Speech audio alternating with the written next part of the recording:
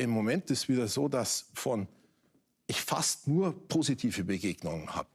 Aber wissen Sie, zur Zeit des Landtagswahlkampfs in Bayern, da gab es halt immer wieder, gerade von angetrunkenen Männern, die Ansage, Hofreiter, dir sagen wir's, du kehrst nicht zu Bayern. Und die Aussage Ihres Ministerpräsidenten, die Grünen gehören nicht zu Bayern, hat meine Sicherheit, und zwar fast in ähnlichen Worten, wirklich gefährdet.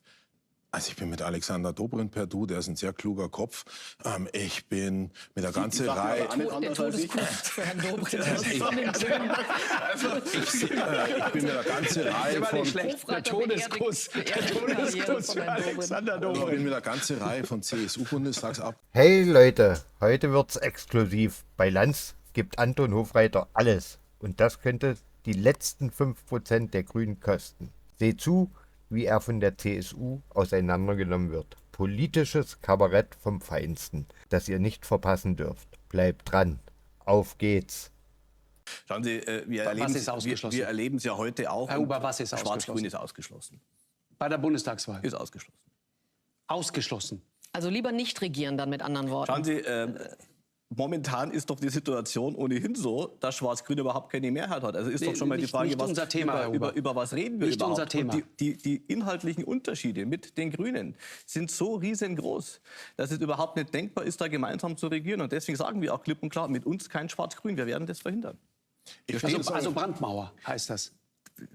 Der Begriff ist natürlich immer so ein bisschen, den Sie da jetzt in die Diskussion schmeißen. Wir sagen, Sie wissen, wofür es steht. Wir sagen ganz deutlich, die Grünen stehen in sämtlichen Politikbereichen so diametral uns entgegen, dass da keine Zusammenarbeit geht. Okay, darf ich noch kurz was antworten auf einmal das, ganz kurz. Warum reiten Sie so weit raus und sagen so hart, das machen wir auf gar keinen Fall? Ich akzeptiere und respektiere das natürlich. Ich würde nur gerne verstehen, warum. Weil die Grünen der ideologische Kern dieser Ampel sind und die Grünen für ein Politikmodell stehen, das wir ablehnen. Die Grünen stehen dafür, dass sie eine bevormundende Klimapolitik machen, dass sie eine Gesellschaftspolitik machen. Wer sind denn die Grünen dann? Sind die alle gleich? Haben Sie persönliche Kontakte in die Grüne Partei? Sind überschaubar. Ich wüsste jetzt auch ehrlicherweise nicht genau warum, aber einen Punkt möchte ich schon noch anfügen, den der Hofreiter. Ich weiß, dass es diese Verbindungen gibt. Wen kennen Sie da besser? Ich würd aber jetzt noch mal ganz gerne... Herr Huber, ganz kurz. Ich habe eine Frage gestellt. Sie dürfen sofort. Wen kennen Sie da besser? Ja, die Gemeinsamkeiten sind erschöpfbar, sage ich einmal. Ne? Sowohl inhaltlich als auch personell. Also wen kennen Sie besser? Mit wem reden Sie? Sie tauschen sich doch aus. Es sind da jetzt nicht so die Gemeinsamkeiten da, Herr Lanz. Der Austausch ist da sehr überschaubar. Keine Grüne, mit der Sie reden? Ja, die Unterschiede sind so groß, dass es auch wenig Sinn macht. Aber ich würde es trotzdem noch gerne was sagen. Sie dürfen sofort. Nein, inhaltlich sofort. Ich will nur einmal den Punkt. Sie, Herr Hofreiter, reden Sie mit Unionsleuten? Ja, selbstverständlich. Ganz mit wem reden Sie besonders gerne? Also ich habe einen guten Draht zu Herrn Wüst. Ich verstehe mich mit der ganzen Reihe von Bundestagsabgeordneten. Da wollen wir jetzt gar nicht alle aufzählen. Ich bin mit einem ganzen Schwung per Du. Ich bin mit Unmengen... Mit wem? Also ich bin mit Alexander Dobrindt per Du, der ist ein sehr kluger Kopf. Ich bin mit der ganzen Reihe... Der Todeskuss für Herrn Dobrindt. Ich bin mit der ganzen Reihe von... Der Todeskuss für Alexander Dobrindt. Ich bin mit der ganzen Reihe von CSU-Bundestagsabgeordneten per Du.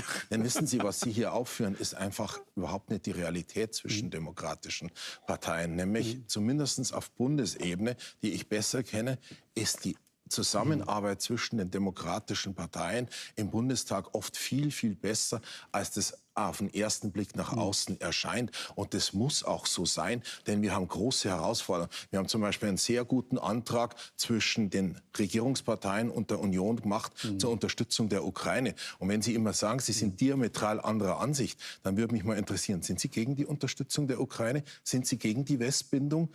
Sind Sie dagegen, dass wir die NATO stärken? Sind Sie dagegen, dass wir mehr Geld in die Bundeswehr stecken? Also das würde mich einfach mal interessieren. Sie sagen, Sie sind in allen Punkten diametral anderer Ansicht. Dann wäre das schon mal interessant, das zu wissen.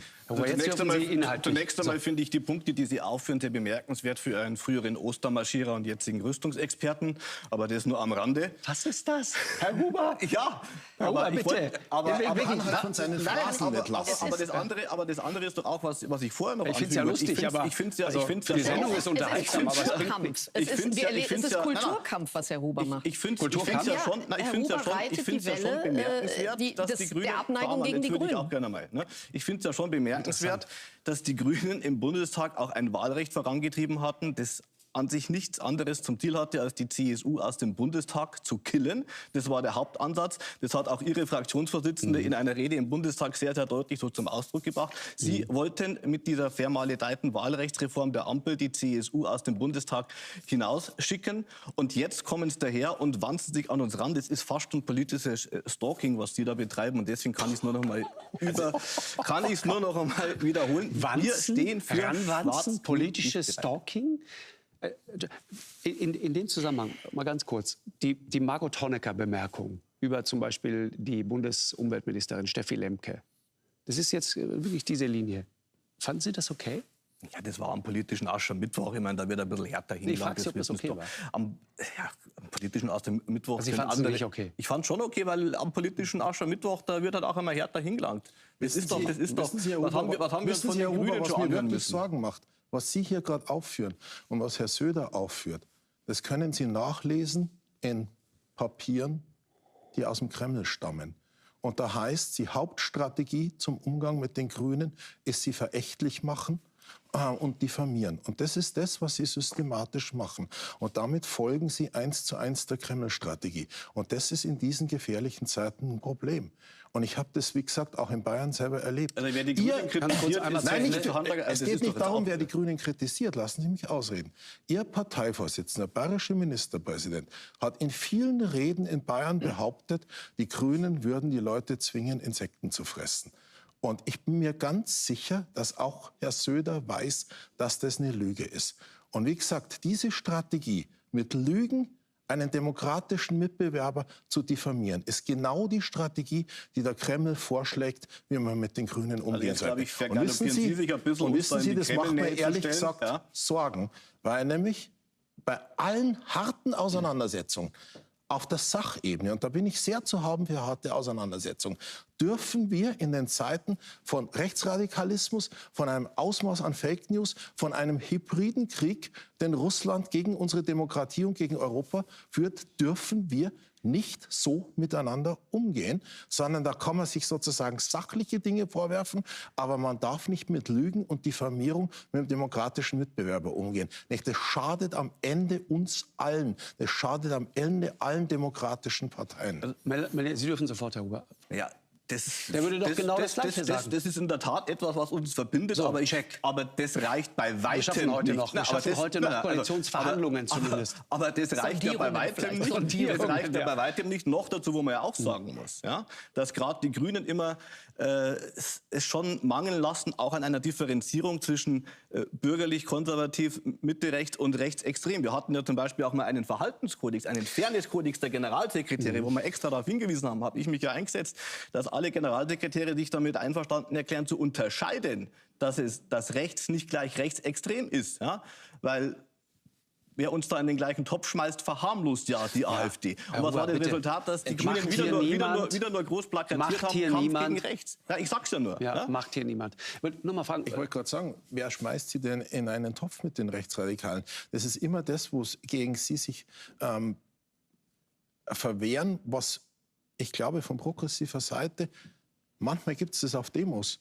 Und da gibt es auch heftige Auseinandersetzungen, wo wir einfach sagen, nee Leute, ihr dürft es auf gar keinen Fall machen. Nicht? Die anständigen Konservativen, die sind zentral im Kampf gegen die Rechtsradikalen. Nicht? Wir haben überall in Europa gesehen, wo die anständigen konservativen Parteien zerbröselt sind, da gab es plötzlich große Schwierigkeiten. Aber der Unterschied ist halt, wir brauchen die anständigen Konservativen und wir brauchen sozusagen keinen CSU-Ministerpräsidenten, der, wie ich es vorher gesagt habe, mit den Insekten, und sie konnten es wieder nicht eingestehen, sondern haben eine Wolte drum gebaut, mit Lügen gegen einen demokratischen Mitbewerber Wahlkampf macht. Das ist halt der Unterschied. Und wie gesagt, dass da von progressiver Seite zum Teil Fehler gemacht werden, auch immer dieses ewige Gerede von den alten weißen Männern und dieser hämische Blick auf diese Leute, davon halte ich persönlich gar nichts. Das gibt es auch einen Teil von unseren Kultureliten. Damit muss dringend Schluss sein. Wir brauchen sozusagen... Würden Sie sagen, da machen Sie auch definitiv Fehler, wenn wir gerade über Kulturkampf sprechen? Ach so, ja, da sind in der Vergangenheit Fehler gemacht worden und zum Teil werden sie immer noch gemacht. Aber das ist halt überhaupt kein Vergleich im Vergleich zu dem, was die CSU sozusagen im Verhältnis aufführt. Und wissen Sie, das merkt man halt auch. Ich bin ja einer der wenigen Politiker, die fast jeder erkennt und die einfach ohne Personenschutz allein in der S-Bahn, im Zug und so weiter unterwegs bin. Und im Moment ist wieder so, dass ich fast nur positive Begegnungen habe. Aber wissen Sie, zur Zeit des Landtagswahlkampfs in Bayern, da gab es halt immer wieder, gerade von angetrunkenen Männern, die Ansage, Hofreiter, dir sagen wir's, du gehörst nicht zu Bayern. Und die Aussage Ihres Ministerpräsidenten, die Grünen gehören nicht zu Bayern, hat meine Sicherheit, und zwar fast in ähnlichen Wörtern, wirklich gefährdet. Das war mehrmals spitz auf Knopf, dass ich gewaltsam angegriffen worden bin. Und zum Glück gibt es die bayerische Polizei, zum Glück gibt es anständige Konservative, Joachim Herrmann, die sich um Sicherheit dann bemüht haben.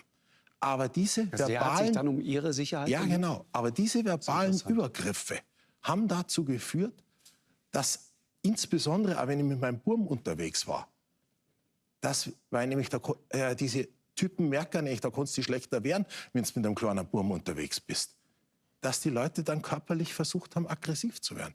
Jetzt bin ich relativ groß und kräftig und weiß mit sowas einigermaßen umzugehen. Aber schön ist das nicht. Und wissen Sie, wenn einem das gesagt wird, und wissen Sie, warum das besonders mich getroffen hat? Weil ich bayerisch rede. Dem muss man es besonders zwingen, dass er nicht dazu gehört. Weil ich halt der Prototyp des bayerischen Grünen bin. Und wissen Sie, das geht einfach nicht. Und da habe ich die Erwartungshaltung an den Ministerpräsidenten, den ich nicht gewählt habe, den ich auch nie wählen werde. Aber er ist gewählt, er ist demokratisch gewählt und er ist ein demokratischer Ministerpräsident.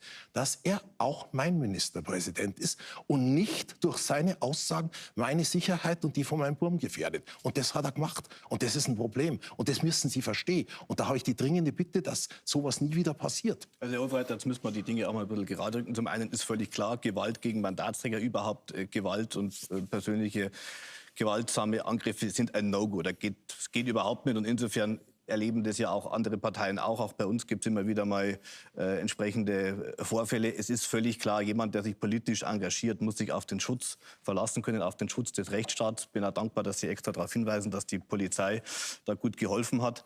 Aber eins möchte ich schon auch noch mal klarstellen. Schuld an der schlechten Stimmung gegenüber der Grünen ist nicht die CSU und ist nicht die Kritik der CSU an den Grünen. Dass natürlich auch auf Bundesebene da eine Politik gemacht wird gegen Bayern. Wenn ich mir nur überlege, die Diskussionen über Strompreise. Ich habe schon verstanden, worum es geht. Nein, ganz kurz, Sie haben es wirklich nicht verstanden, worum es geht. Es geht nicht darum, dass Sie nicht harte Kritik üben können, sondern die Aussage, die Grünen gehören nicht zu Bayern, wird von einem Teil der Bevölkerung, von einem kleinen Teil, und ich habe halt nicht immer Polizei dabei, so interpretiert, du gehörst nicht hierher, und ermuntert die Menschen zu Gewalttaten. Und das haben sie mir auch genauso gesagt, du gehörst nicht hierher und dir sagen wir es jetzt. Deswegen sage ich ja klipp und klar, derartige Gewaltandrohungen sind absolut inakzeptabel. Ja, aber diese Gewaltandrohungen haben halt einen direkten Konnex zur Aussage des Ministerpräsidenten Söder. Die Grünen, direkten Zusammenhang bezweifle ich. Er hat direkt gesagt, das kann ich auch so nicht stehen lassen. Die Grünen gehören nicht zu Bayern. Und die Leute haben mich mit Gewalt bedroht, mit genau der Aussage, du gehörst nicht dazu und du gehörst nicht hierher. Und das ist das, was Sie verstehen müssen. Nicht, dass wir Fehler gemacht haben. Das sage ich sofort, habe ich hier auch schon in der Sendung gesagt. Ich habe auch persönlich in der Vergangenheit Fehler gemacht in der Einschätzung von Putin.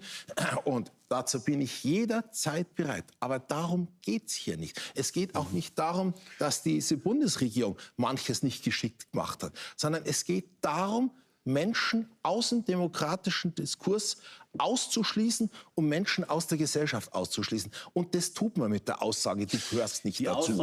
Die Aussage, dass die Grünen nicht für Bayern stehen und die Aussage, dass die Grünen auch nicht bayerische Interessen vertreten. Das war nicht die Aussage, das ist schon viel differenzierter. Ja, aber trotzdem, die Aussage, dass die Grünen nicht bayerische Interessen vertreten, mit der kann ich völlig leben. Ich verstehe, Herr Hofreiter, dass Sie doch diese persönlichen Erlebnisse da natürlich ergriffen sind und betroffen sind. Nein, da bin ich nicht ergriffen und betroffen, sondern ich stelle ein politisches Problem dar. Das verstehe ich voll und ganz, aber ich verstehe nicht und lasse auch nicht so stehen, dass die Ursache für diese Ereignisse an einer Aussage von Markus Söder liegt. Das lasse ich so nicht stehen.